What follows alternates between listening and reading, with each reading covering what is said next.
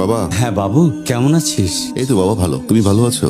শরীর ভালো, তবে তোকে খুব মনে পড়ছে। ঈদে কি বাড়ি আসবি না? ঈদে বাড়ি আসবো কিনা বলতে পারছি না বাবা। তোমার অ্যাকাউন্টে টাকা পাঠিয়ে দিয়েছি বাবা, আমার প্রমোশন হয়েছে, স্যালারিও বেড়েছে, পুরো 1 লাখ।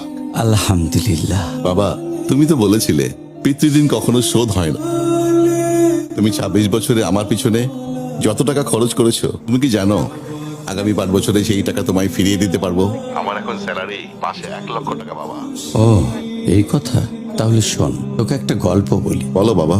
তোর বয়স যখন 4, তখন আমার বেতন 3000 টাকা। 1200 টাকা ঘর ভাড়া দিয়ে 1800 টাকায় চলে সংসার। আমি আমার সাধ্যমতো সারা জীবন চেষ্টা করেছি তোর মাকে সুখী করতে, প্রতি ঈদে কোরবানি দিতে। তোকে যেবার প্রথম স্কুলে ভর্তি করালাম, সেবারই প্রথম আমরা আমাদের কোরবানি দিতে পারিনি। সে বছর তোর মাকেও কোনো উপহার দিতে পারিনি। তুই যখন ভার্সিটিতে উঠলি, আমাদের অবস্থা তখন মোটামুটি ভালো, কিন্তু খুব কষ্ট হয়ে গিয়েছিল যখন আমার ট্রান্সফার হয়। রোজ রোজ বাসে চড়ে, পায়ে হেঁটে, ঘামে ভিজে খুব